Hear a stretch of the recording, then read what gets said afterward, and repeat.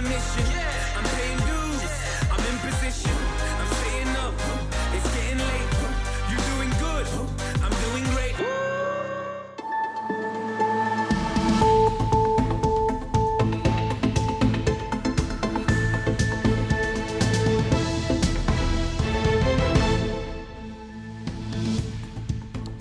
El Hospital Río Ortega de Valladolid ya está realizando los PCRs a los pacientes leves con coronavirus que están en sus casas. Se trata de la prueba más fiable, aunque sus resultados tardan más que los test rápidos. Los pacientes se acercan con su vehículo y, como ven, no tienen ni que salir del coche. ¿Qué tal están? Buenas noches. Lunes Santo y parece que la tasa de crecimiento de la pandemia se va reduciendo. Ahí están los datos de hoy, pero no hay que olvidar que los contagios y sobre todo los fallecidos no son solo números y que detrás de cada muerte hay un drama insoportable para muchas familias. 23 días llevamos en casa y ahora nos toca una vuelta de tuerca más. Se busca aislar a los asintomáticos para reducir aún más el avance de los contagios, pero para eso es necesario tener ya los famosos test rápidos que están llegando muy poco a poco. Hoy ya tenemos en la comunidad 62.500, pero Castilla y León necesita 500.000. Mientras tanto, el coronavirus nos sorprende cada día con algo nuevo. Hoy conocemos el primer caso de un felino contagiado por el virus por un humano. Se trata de una tigresa del Zoo de Nueva York. Comenzamos. Como decíamos en nuestra imagen de portada, el Hospital Río Ortega de Valladolid ya está realizando las pruebas a los pacientes con síntomas compatibles con el coronavirus. Los centros de salud están dando ya cita previa y es la manera, sin duda, más eficaz de asegurar si mucha gente tiene o no el virus. Hasta allí nos vamos. María Ramos, buenas noches. ¿Sabemos a cuántas personas se le está haciendo ya esta prueba en esas carpas? ¿Qué tal? Buenas noches. Sí, a unas 140 se le han realizado hoy. Atención Primaria ha empezado a citarles esta mañana y se van a seguir realizando en este Hospital Río Ortega. Esta prueba, los PCR, ya se utilizaban en otros hospitales desde el inicio de la pandemia, como el del Bierzo o el de Segovia, pero la novedad ahora es que se van a realizar a pacientes con síntomas leves que habían estado aislados en sus casas sin saber ciertamente si tenían o no ese COVID-19. Los próximos días también veremos aquí en el Hospital Río Ortega cómo se empiezan a utilizar esos test rápidos que ha empezado a repartir el Gobierno y que esta mañana llegaban a Castilla y León las primeras 62.000 muestras. Se han hecho esperar por la partida inservible que el Gobierno compró a China, pero a las comunidades ya han empezado a llegar los test rápidos. 1 millón entre las 17 comunidades. Han llegado casi 63.000 tests para hacer pruebas de detección del coronavirus, que anticipa próximas entregas y que por tanto van a poder permitirnos afrontar con mucha más contundencia esta crisis. Probablemente, evidentemente, vamos a necesitar muchos más. Ahora, hacer un cómputo, más de 500.000, con toda seguridad vamos a necesitar. Se repartirán un 25% en los hospitales y un 75% en residencias, centros de salud y sectores esenciales. Los test rápidos servirán para la nueva fase, pero sobre todo los PCR o pruebas moleculares que desde este lunes se hacen de forma masiva en este parking del Río Ortega de Valladolid. Reducido el contagio y evitado el colapso de las UCI, ahora hace falta saber cuántos se han contagiado. Las PCR son las técnicas más fiables para este diagnóstico y dado que son fundamentales para esta fase, lo que vamos a hacer es producir muchas más PCRs. En Castilla y León hay 33.000 personas registradas como leves en sus casas. Después habrá que saber también cuántos han pasado el coronavirus sin síntomas. Con esas nuevas pruebas se pretende detectar a más personas con COVID-19 e identificar también a los que no tienen síntomas o son muy leves. En estos momentos el Gobierno está explicando a las comunidades autónomas sus planes de confinamiento de los asintomáticos en infraestructuras públicas y privadas. A Castilla y León esta medida no le convence y solicita que los expertos sean los que valoren esta medida. Castilla y León quiere que los expertos analicen la eficacia de los planes del Gobierno acerca de los asintomáticos. Si es oportuno aislar a las personas asintomáticas o es más oportuno aislarles en sus domicilios, insistir en las medidas higiénicas, insistir en las mascarillas. Este viernes termina el plazo que Moncloa ha dado a las comunidades autónomas para que presenten el listado con hoteles y otros establecimientos para confinar a positivos sin síntomas. Una opción en este sentido para aquellas personas que prefieran pasar su periodo de aislamiento en lugar de en su domicilio en esas instalaciones. El ministro de Sanidad recalca que esta medida será de carácter voluntario, pero el ministro de Justicia abre la puerta a que se obligue a quienes hayan dado positivo y no cumplan el confinamiento. El estado de alarma no supone una rebaja del Estado de Derecho y, por tanto, serán los criterios de proporcionalidad y de ajustarse al ordenamiento jurídico lo que hay que aquilatar. Yo en el momento presente lo veo muy complicado. En el momento presente nadie puede ser obligado a ser llevado a un hospital si él no quiere. El Gobierno podría ampararse en la Ley Orgánica de Medidas Especiales en Materia de Salud Pública de 1986. Su artículo 3 faculta al Ejecutivo a adoptar las acciones oportunas para controlar las enfermedades transmisibles. En las últimas horas, la Junta de Castilla y León está incrementando sus exigencias con el Gobierno. Pese a la lealtad que Mañueco defiende con Pedro Sánchez, durante esta crisis, el presidente eleva el tono y exige más financiación para combatir al coronavirus, más material sanitario y dar marcha atrás en el recorte de los fondos para las políticas activas de empleo. Cuarta reunión en 3 semanas, de acuerdo en prorrogar el estado de alarma, pero en la relación con el Gobierno central, Castilla y León eleva el nivel de exigencia. Desde la lealtad sí, pero desde la reclamación de medidas fundamentales. La primera, más material sanitario. El del Gobierno llega con cuentagotas, dice Mañueco, mientras la comunidad por su cuenta ha recibido 6,5 millones de unidades en 15 vuelos. El Gobierno debe darnos plazos, debe suministrarnos ese material, nos tiene que decir cómo, cuándo y dónde. Otra es más financiación. Entre lo recibido para gastos sanitarios y lo menguado para políticas de empleo, faltan 43 millones de euros. ¿De qué sirve que recibamos 37 millones por un lado si por otro lado nos están quitando 80 millones para proteger el empleo? También reclama el reparto de fondos en función del número de pacientes, no de la población general. De los gobiernos autonómicos, de los distintos territorios que están volcando todos los recursos y todas sus capacidades para vencer al COVID-19. Así defendía Sánchez la unidad y aquí... Que nadie lo entienda como una crítica, sino como una exigencia de lealtad al Gobierno, pero que debemos hacerla. Una lealtad, añade Mañueco, que debe ir en ambos sentidos. Más crítico es aún el Partido Popular. Ultimátum de Pablo Casado a Pedro Sánchez para que reabra el Congreso de los Diputados. De lo contrario, no apoyará los pactos de la Moncloa.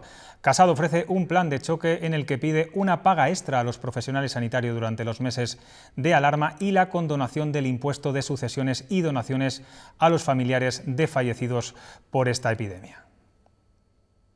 Que se abone una paga extra a los profesionales sanitarios por la peligrosidad de contagio y el esfuerzo en carga de trabajo, es que a todos los trabajadores de sectores esenciales se les exima del pago de impuestos mientras dure el estado de alarma.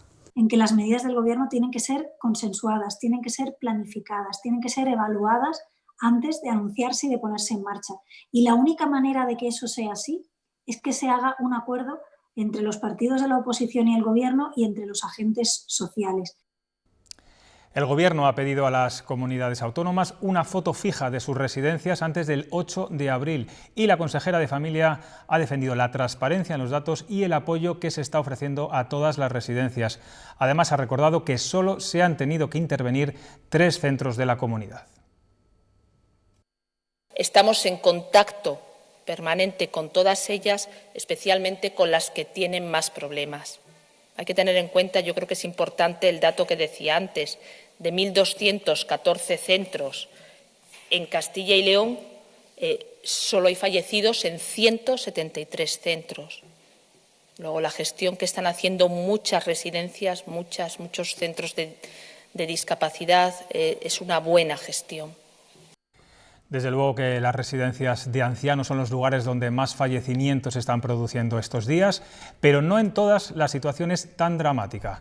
Rubén Hernández, estás en una residencia de Valladolid donde de momento no hay ni un solo caso positivo por COVID-19.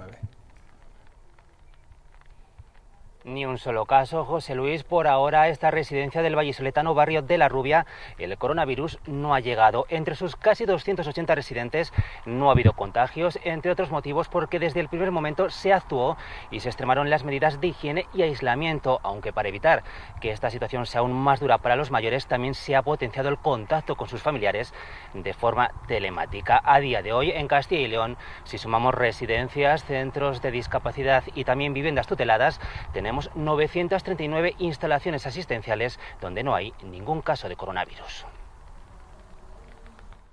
277 residentes viven en este centro de mayores. A esto se suman 260 trabajadores. Hasta el día de hoy no hay ningún caso confirmado de COVID-19 ni con síntomas compatibles. Hemos puesto muy pronto todas las medidas de prevención que las autoridades sanitarias indicaban en cuanto a aislamiento de los residentes en sus habitaciones, en cuanto a desinfección de las instalaciones.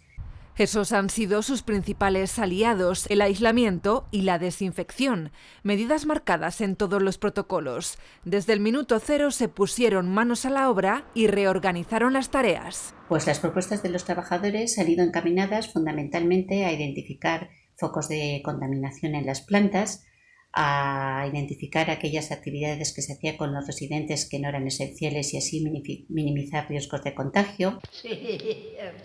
Otra de las preocupaciones de este centro ha sido la soledad de sus mayores.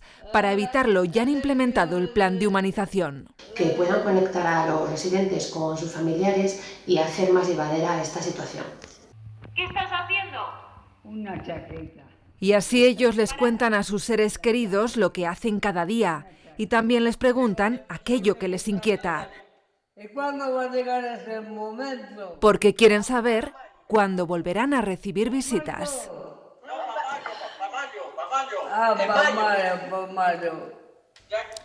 Los fallecidos por COVID-19 en las residencias de ancianos de Castilla y León en las últimas 24 horas suman 32. Siguen creciendo, pero a un ritmo menor. Nati Melendre, desde nuestra redacción, tiene todos los datos. Es cierto, José Luis, buenas noches. Las cifras es verdad que ya empiezan a dibujar un panorama de estabilización, pero aún así impactan. Desde que se decretó el estado de alarma, se han contabilizado 1.045 muertes en las residencias de ancianos de Castilla y León. En 409 de esos casos, de esas víctimas mortales, se les realizó el test y dieron positivo en coronavirus. Pero hay otras 636 personas que tuvieron los síntomas, aunque no se les realizó esas pruebas. Además, tras semanas en constante subida, la curva de evolución de la pandemia también comienza a mitigar su tendencia al alza y parece que se estabiliza. Nati, cuéntanos. Pues sí, con todas las reservas y todas las cautelas, esa curva ya comienza a dar síntomas de un ligero aplanamiento. En las últimas 24 horas se han producido 4.000 nuevos contagios. La cifra total de infectados en España se eleva a 135.032. Ha bajado también el número de fallecimientos, han sido 637 y esa es la cifra más baja de los últimos 14 días. En Castilla y León, los nuevos contagios han bajado un 4%, han fallecido 63 personas frente a las 72 personas que fallecieron por coronavirus en Castilla y León entre el sábado y el domingo. En cuanto a la presión de las UCIs, también disminuye. De las 530 camas que hay en servicio en todos los hospitales de la comunidad, 384 están ocupadas y eso quiere decir que 156 están libres.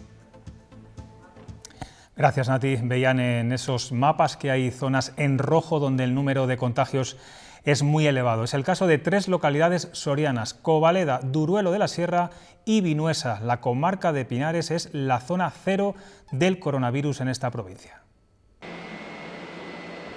En la comarca de Pinares sufren los efectos del coronavirus. Es la zona más afectada de la provincia de Soria y cuentan con una población de riesgo por su avanzada edad.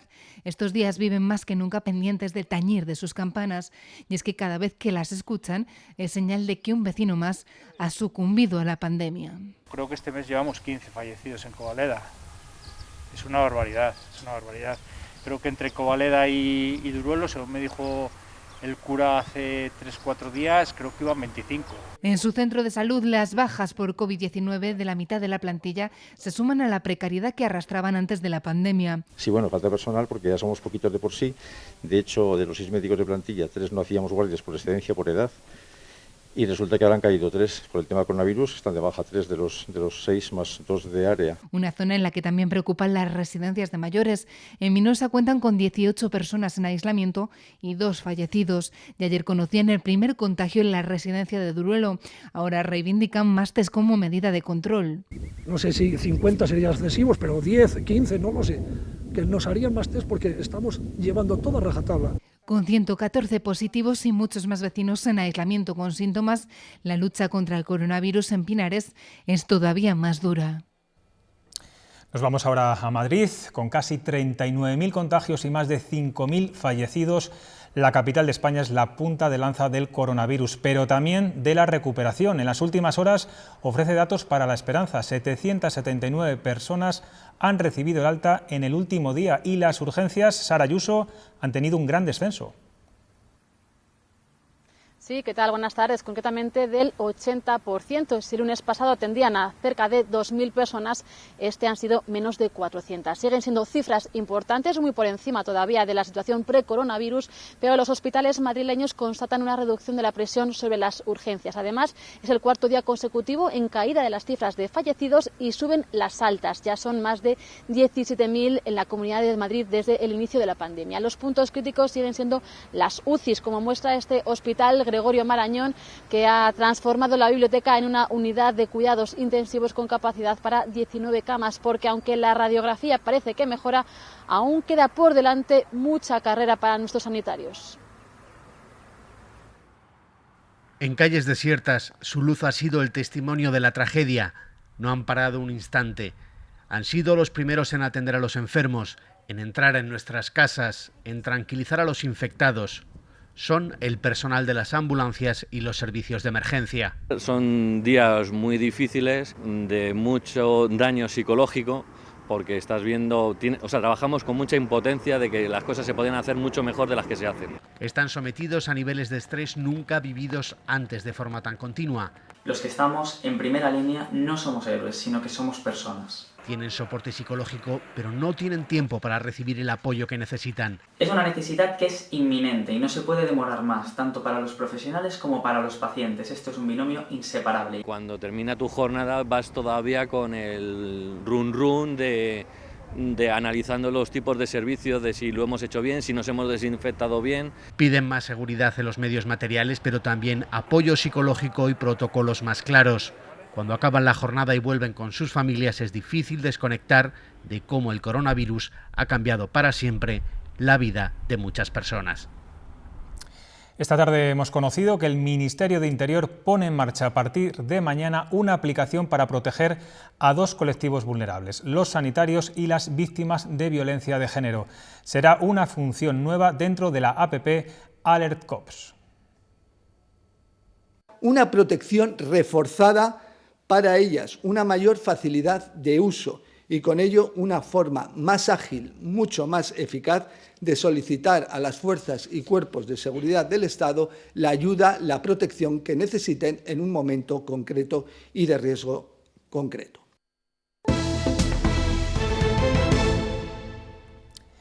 Hablamos ahora de las repercusiones económicas que va a tener esta crisis sanitaria. El parón de la actividad provocado por el estado de alarma preocupa especialmente a los trabajadores autónomos. Sin ingresos, con los mismos gastos y con unas perspectivas de futuro muy complicadas, muchos temen quedarse en el camino. Piden al Gobierno que de manera clara les ayude. Hemos hablado con varios trabajadores y nos han trasladado el crítico momento que están viviendo. Por más que lo intentan, no hay manera. Cuadrar las cuentas es imposible. Nuestros ingresos son 0. Me da pena, me genera angustia. Sinceramente, yo me siento desamparada. Es la realidad a la que estos días se enfrentan muchos autónomos que por el estado de alarma o por responsabilidad han cerrado sus negocios. Es el caso de Luis Miguel, aunque en su taller no entra dinero. Prácticamente los gastos son los mismos. Hay que seguir pagando hipotecas, cuotas, maquinaria, luz, agua, gas y aparte hay que vivir. Sin olvidar la cuota de autónomos, porque el aplazamiento del gobierno para Elena con un pequeño establecimiento no ayuda. Nos está trasladando los pagos y los pagos los vamos a tener ahí y el día de mañana ese dinero le vamos a tener que desembolsar igualmente. Y no saben si podrán afrontarlo porque hoy, nos recuerda Fran, nadie conoce qué pasará cuando esto acabe. Tenemos que mantener no solo la actividad sino a los empleados y eso sin ayuda va a ser complicado. Y es poca y está llegando muy tarde. En su bar vacío, César repasa facturas y vigila que su maquinaria no falle mientras sus puertas están cerradas. El futuro, según él. A medida que las deudas se nos vayan acumulando, pues entonces sí que podrán ir cayendo empresitas y cerrando. Porque ese es uno de los grandes temores, que muchos pequeños autónomos no logren superar esta crisis. Pues precisamente hoy arranca la línea de avales del Ministerio de Asuntos Económicos destinada a facilitar la liquidez a autónomos, pymes y empresas tras el convenio firmado por el Instituto de Crédito Oficial, el ICO, y las entidades financieras y que garantiza operaciones concedidas desde el pasado 18 de marzo. Para analizar estas nuevas vías de financiación tenemos en el Ministerio a la Secretaria de Estado de Economía y Apoyo a la Empresa, Ana de la Cueva. Buenas noches. Buenas noches. Parece que según las últimas informaciones, hoy en este primer día ha habido una avalancha de solicitudes de estos avales. Yo no sé si tendrán que adelantar el siguiente montante para llegar a esos 100.000 millones de euros antes de lo previsto. Sí, buenos días, muchas gracias. Efectivamente, hoy se pone en marcha el primer tramo de la línea de avales de 20.000 millones de euros, que ha suscitado un enorme interés. Creemos que es una línea que va a ser muy útil. Durante el fin de semana, ICO ha firmado acuerdos con las entidades financieras, con más de 40 entidades, y está ya en marcha. Hoy lo que estamos viendo como primer día es cómo las entidades financieras ya están cargando en sus aplicaciones informáticas y en la del ICO todas las operaciones. En todo caso, si se consume este primer tramo, lógicamente abriremos inmediatamente el siguiente, porque la prioridad es que esta liquidez llegue a las empresas, a los autónomos y que podamos mantener la actividad y el empleo, que es el objetivo. Sí, la pregunta que se hacen también muchos empresarios estos días es cómo se va a garantizar y controlar que los bancos no abusen de estos préstamos y los intereses sean acordes a la actual situación de crisis. No sé si nos lo puede aclarar. Sí, bueno, hemos tomado diversas medidas. Por una parte, yo creo que es importante saber que tanto el Gobierno como las entidades financieras tenemos un enorme interés en que la línea funcione adecuadamente, porque si no se mantiene la actividad de las empresas, que es el objetivo, no hacemos nada y queremos que esto funcione. Pero en todo caso, lo que hemos hecho es establecer en los contratos con los bancos unas cláusulas absolutamente claras, que dicen, por ejemplo, 3 aspectos que me gustaría destacar. En primer lugar, que no se puede utilizar la línea para comercializar o para colocar otros productos financieros como seguros o similares, porque ese no es el objetivo de la línea y está prohibido con el acuerdo con los bancos. En segundo lugar, el hecho de que la línea tenga un aval del Estado, es decir, que el Estado asuma entre el 70 y el 80% del riesgo, quiere decir que el coste para el banco es menor y este coste menor se tiene que trasladar a los autónomos, a las empresas, a las pymes como mejores condiciones financieras, disminuyendo el tipo de interés, aumentando el plazo de pago, el periodo de carencia, de forma que se perciba el aval del Estado que hay detrás de la operación. Y en tercer lugar, también somos muy claros en que el objetivo de esta liquidez no es dar financiación para que amorticen otros créditos que tuvieran con el banco, sino trasladar y generar nueva liquidez. Y esto también es una obligación en el uso de la línea. En todo caso, tanto el Ministerio de Economía como el Banco de España y el ICO hemos establecido procedimientos para supervisar que se usa adecuadamente y detectar si hubiera cualquier problema. Es decir, ¿qué se busca con estos avales COVID-19? ¿No es refinanciar la deuda pendiente? Si será, no sé si pago a proveedores, pagar facturas o incluso ayudar a nuevos proyectos empresariales también.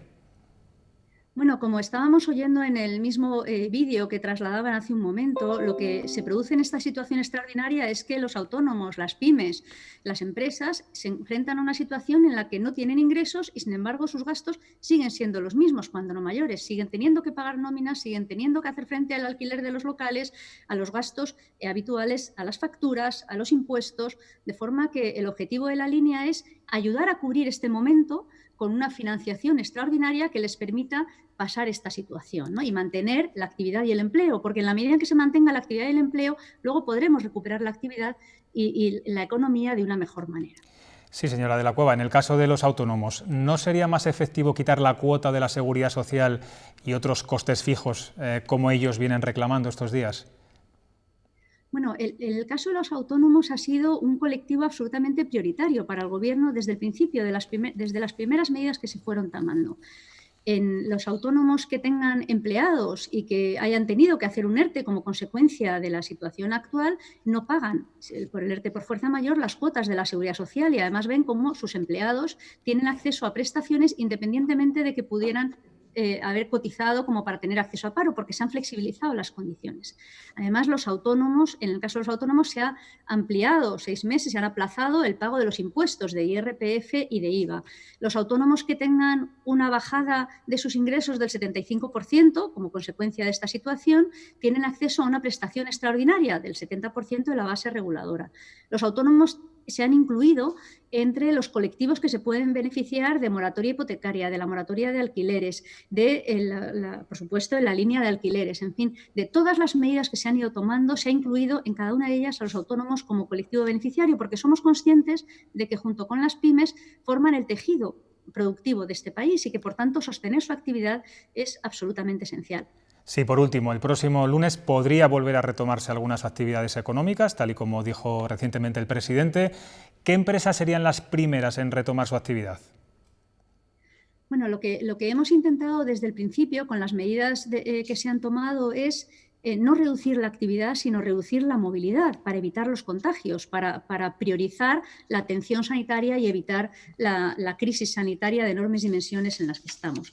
Ahora tenemos que iniciar gradualmente un proceso de desescalada y para eso estamos trabajando conjuntamente. Hoy mismo la vicepresidenta Calviño ha tenido una nueva reunión con interlocutores sociales, con la COE, CEPIME, con UGT, con comisiones, con los interlocutores sociales y con otros ministros para trabajar en el proceso de desescalada. En lo que tenemos que ver es cómo se hace de manera gradual, de forma que sigamos controlando la expansión del virus, pero poco a poco la actividad se pueda retomar. Nuestra preocupación es establecer condiciones que garanticen la seguridad de los trabajadores y, por supuesto, seguir las recomendaciones sanitarias y con la información que vamos teniendo en cada momento, como hemos hecho desde el principio.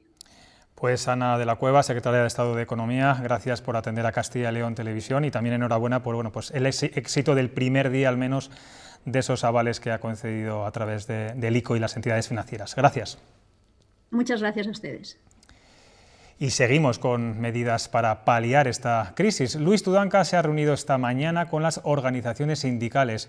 El secretario autonómico del Partido Socialista ha trasladado propuestas con las que paliar el impacto de la crisis en los trabajadores. Van desde medidas fiscales, bonificaciones para pymes, también para autónomos y ayudas a la liquidez, hasta también un paquete grande de ayudas sociales. Un paquete de iniciativas, de propuestas para que salgamos cuanto antes de la crisis sanitaria, pero también paliemos los efectos, las consecuencias gravísimas de la crisis social y económica para que esa recuperación llegue cuanto antes y sea justa. Ante el malestar de los sindicatos porque la Junta ha establecido para los trabajadores de SACIL como laborables el jueves y el Viernes Santo, el Ejecutivo aclara que no conllevará pérdida retributiva. El sindicato CESIF había anunciado un recurso y argumenta que no se puede cambiar el calendario laboral establecido y solo además a una parte de los empleados públicos de la comunidad. Además se queja de que la Junta de Castilla y León diga que ya se compensará esos días sin saber ni cuándo ni cómo.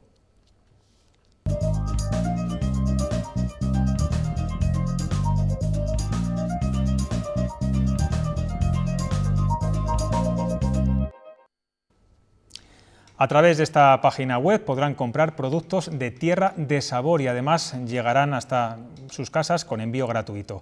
La Consejería de Agricultura ha puesto en marcha este portal que ofrece una amplia lista de artículos, por ejemplo vinos, lácteos o lechazos y cochinillos. Estos últimos, como les venimos informando estos días, que están sufriendo una caída de ventas del 80% tras el cierre de restaurantes y la suspensión de muchas celebraciones. Los pescadores se han quedado con las ganas de sacar las cañas y los anzuelos estos días. La pesca, claro está, es otra de las actividades suspendidas por el estado de alarma. La temporada tenía que haber comenzado el pasado 28 de marzo, pero no se puede pescar ni en cotos ni en zonas de acceso libre ni privada. La Junta devolverá el importe de los permisos cuando se restablezca la normalidad. Hoy se cumplen 2 meses ya sin que se hayan podido recuperar los cuerpos de Alberto Sololuza y Joaquín Beltrán, los 2 trabajadores desaparecidos en el derrumbe del vertedero de Zaldívar, en Vizcaya. La familia está derrotada. Los equipos de búsqueda han hallado este domingo entre los escombros el vehículo de uno de ellos. Los trabajos de búsqueda se reanudaron el pasado 30 de marzo tras ralentizarse durante 2 semanas por el estado de alerta. 70.000 personas han perdido la vida por el coronavirus en todo el mundo. Italia sigue encabezando la lista de países con más defunciones, 15.800, pero Estados Unidos es el que suma más contagiados. En el país norteamericano hay más de 337.000 positivos. Donald Trump ha advertido, la próxima semana será semejante al 11S o a Pearl Harbor. De momento es el país del mundo que más positivos ha contabilizado, con un epicentro muy activo en Nueva York, con 114.000 contagiados. La Gran Manzana además es hoy noticia porque Nadia, una tigresa del zoo del Bronx, ha dado positivo por COVID. El resultado del felino respalda un estudio hecho en China con las mascotas más habituales, que concluye que los gatos sí pueden infectarse. En Ecuador, la tensión por el avance del coronavirus deja escenas de violencia en la calle. Varias personas se pelean por entrar a una sala de urgencias. Es Guayaquil la ciudad que concentra el mayor número de fallecidos. Las funerarias se han visto sobrepasadas hasta el punto de que el gobierno ha comprado ataúdes de cartón para agilizar los enterramientos. Además, han colocado morgues temporales junto a los hospitales. Boris Johnson sigue al frente del gobierno británico, ha aclarado Downing Street, para acallar las especulaciones sobre una posible cesión de competencias. Johnson está ingresado porque los síntomas del COVID persisten, aunque son leves. Reino Unido no tiene en estos momentos un viceprimer ministro. Sería el titular de Exteriores el que tomaría las riendas en caso de ser necesario.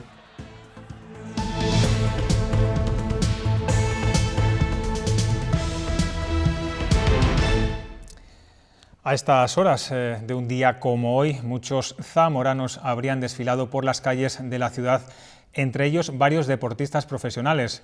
Lo habrían hecho en la procesión de la Hermandad de Jesús en su tercera caída. En ella estarían presentes como hermanos de fila 4 jugadores del Zamora, pero este año no ha sido posible.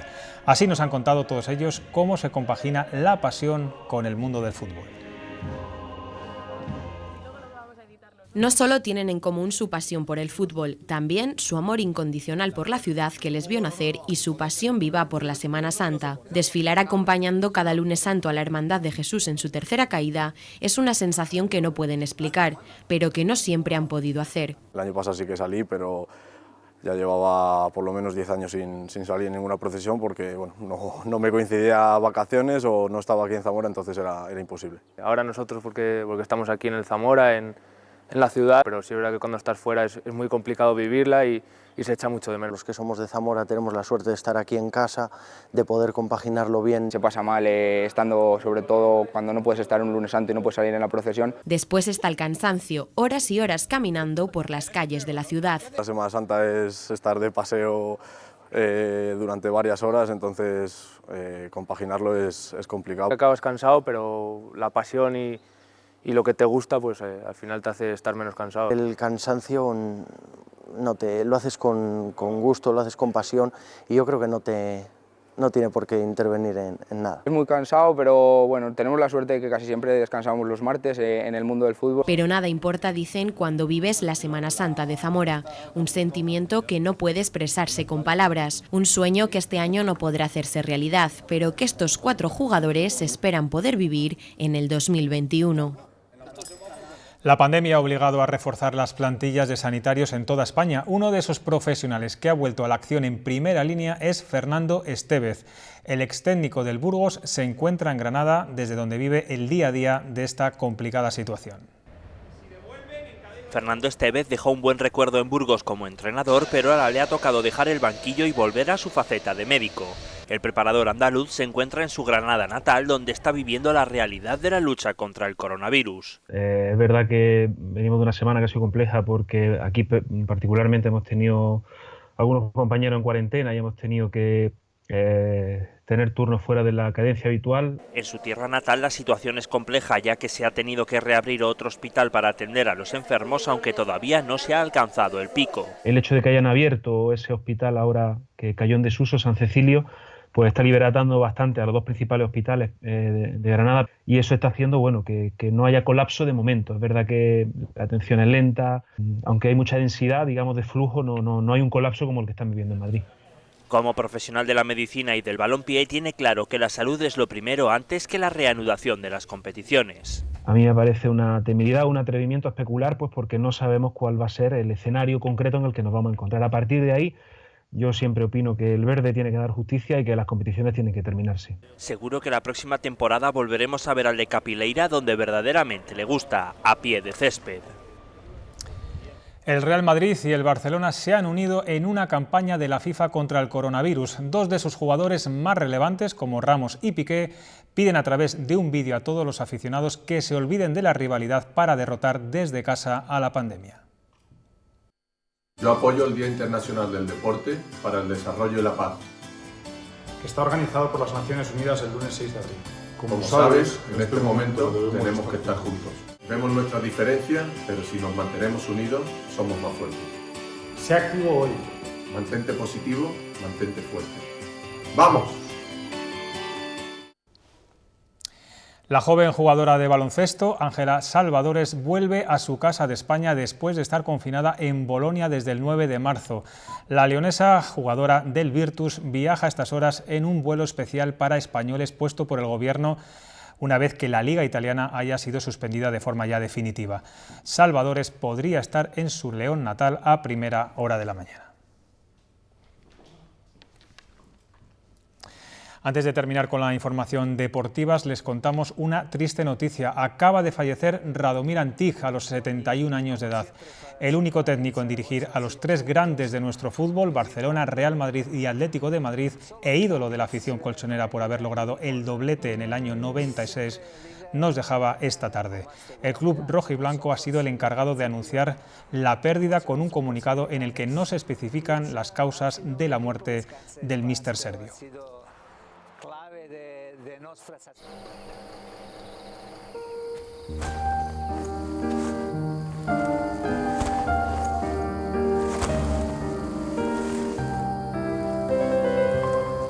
Dar el mejor descanso a las vacas es uno de los requisitos fundamentales para la obtención del certificado de bienestar animal. Y eso sucede en todas las granjas con las que trabajamos en Leche Pascual. Porque cuanto mejor esté la vaca, mejor será la leche.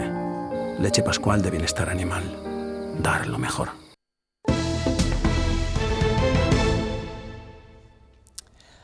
Además de los héroes sanitarios, también están los que siempre en momentos de crisis no dejan de ayudar a los más necesitados. Un ejemplo claro es Cáritas Diocesana, que estos días se vuelca en suministrar a muchas personas las necesidades básicas de alimentación e higiene, e incluso en dar un lugar seguro a los sin techo para que permanezcan a cubierto durante la cuarentena. Hoy hablamos con el director de Cáritas en Valladolid, Ginter Eduardo Belhoff. Buenas noches. Buenas noches, José Luis. Entrevistamos la semana pasada al presidente regional del Banco de Alimentos y nos decía que esta crisis es incluso peor que la de 2009. ¿Están ustedes notando que más gente que entonces necesita de su ayuda? Sí, es la incertidumbre, porque el otro se vio venir.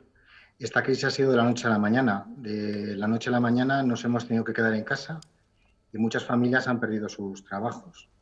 Esta situación hace que a lo largo de los días la gente se vaya poniendo nerviosa y vaya teniendo también que cumplir pues, con sus obligaciones, de pagar sus alquileres, de pagar sus cuotas, de atender a sus necesidades básicas como el alquiler o los suministros, ¿no? Nuestras centralitas telefónicas en todas las diocesanas de la comunidad, pues dentro de la normalidad con la que atienden a la gente todos los días, en esta normalidad de esta crisis, pues han visto cómo aumentan las llamadas en esas necesidades. Sí, están trabajando también con ayuntamientos y ONGs para, como decía al principio, dar cobijo a los sin techos. En momentos como este, ¿también nos damos cuenta de que vive más gente en la calle de lo que nos pensábamos? Bueno, lo que nos hemos dado cuenta es que hemos reconocido a esa gente que pasa de manera invisible en muchos momentos, ¿no? Que parecen invisibles a nuestros ojos en lo cotidiano, ¿no? Esta crisis sanitaria pues, nos ha obligado a todas, a las administraciones públicas y también a las entidades privadas, a responder a estas personas que no pueden decir eso de yo me quedo en casa, ¿no? Hemos tenido que procurar desde la creatividad, desde la colaboración con entidades, en el caso de Cáritas con la Iglesia, con edificios de la diócesis, en las diferentes diócesis de Castilla y León, para ofrecer un hogar, un espacio para que estas personas puedan vivir el confinamiento, ¿no? Y sí que empieza a haber coordinación, ¿no? A todos nos ha pillado, y a la Administración pues también nos ha pillado de improviso, ¿no? Nuestra forma de atender no es a través de las mesas, a través de las sedes, lo hemos tenido que descubrir a través del teléfono, ¿no? La infraestructura telefónica, informática de Cáritas ha permitido pues, mantener que todas las personas puedan llamar, puedan ser atendidas en sus llamadas y también su acompañamiento, ¿no? Hay una labor ahí de acompañamiento a personas mayores, en la soledad sobre todo, a niños y jóvenes en viviendas pues, que no tienen espacios para poder desahogarse, ¿verdad? Y bueno, pues hacer un acompañamiento también a mujeres sobre todo en riesgo de violencia de género. Esto nos tiene también muy preocupados en Cáritas. Bueno, pues hacer esa labor de acompañamiento, de estar alerta a esas situaciones, ¿no? Sí, además de atender pues, a las familias. Sí, Cáritas se financia fundamentalmente por las donaciones privadas y las colectas también de las parroquias, el más comúnmente conocido como el cepillo en las misas una vez al mes. ¿Están notando merma en sus arcas o los donativos privados, al contrario, están siendo mayores en estos días de tanta solidaridad? Pues debemos decir que lo primero es gracias a los cientos de personas que siguen colaborando con nuestra entidad. En el ámbito, por ejemplo, autonómico, todas nuestras diocesanas pues, están con la campaña activa Cáritas no cierra, y para canalizar esta solidaridad con la campaña de Cada gesto cuenta, que es bueno, pues una manera nueva también de aportar, ya no tanto desde el cepillo, que no se puede, desde la colecta dominical, sino también desde las cuotas de socios, de las cuotas de donantes, que por simpatía con la entidad, bien porque son miembros de la comunidad cristiana o bien porque son simpatizantes de la labor, pues están respondiendo a través de los números de cuenta. Por lo tanto, pues hay que dar gracias, ¿no? Gracias a todas esas personas, y sabemos que la realidad que nos viene, como decíamos al principio, pues va a ser grave, va a ser una crisis dura, donde va a pillar a muchas personas fuera de juego y la tentación de vivir en una situación de descarte, ¿no? Esta campaña, esta crisis, a todos nos está dándonos cuenta la necesidad, en anhelo que tenemos de volver a vincularnos, de volver a la comunidad, de salir del aislamiento. Ojalá este aprendizaje también nos sirva a todos para no descartar a las personas, para no descartar a los más vulnerables. Y en esa labor Cáritas está implicada. Pues señor Bellhoff, da usted las gracias. La sociedad sí que está agradecida con ustedes por esta solidaridad y por este trabajo también muchas veces a la sombra. Buenas noches, gracias. Gracias. Buenas noches, gracias. Las cofradías, ya saben, no pueden salir en procesión esta peculiar Semana Santa, pero algunas continúan con su labor de auxilio social estos días. Es el caso de la Cofradía de Jesús Nazareno en Zamora, que está donando material sanitario.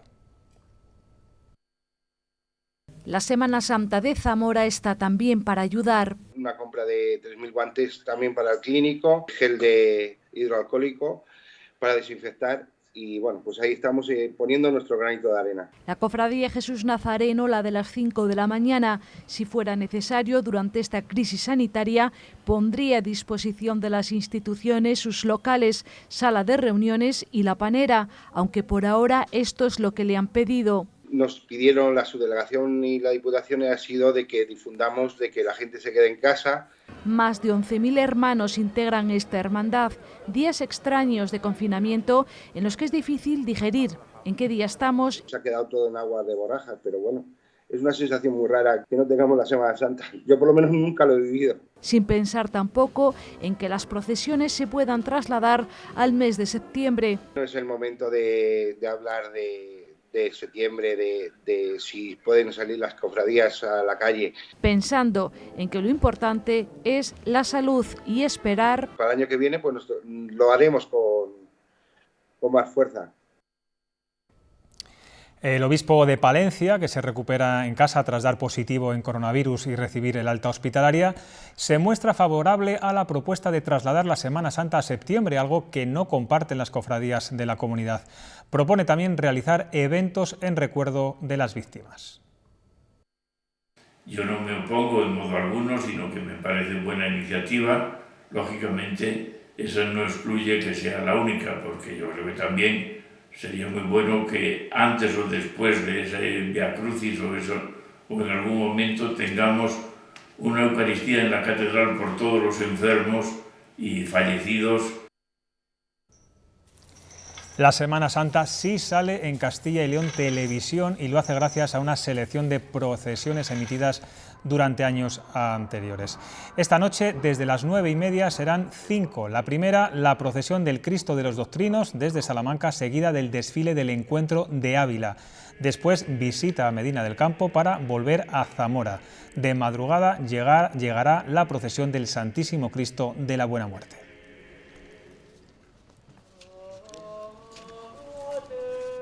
Y hoy nos vamos con música, pero tranquilos, no es otra versión del Resistiré, no queremos agotar el que es el himno de la cuarentena.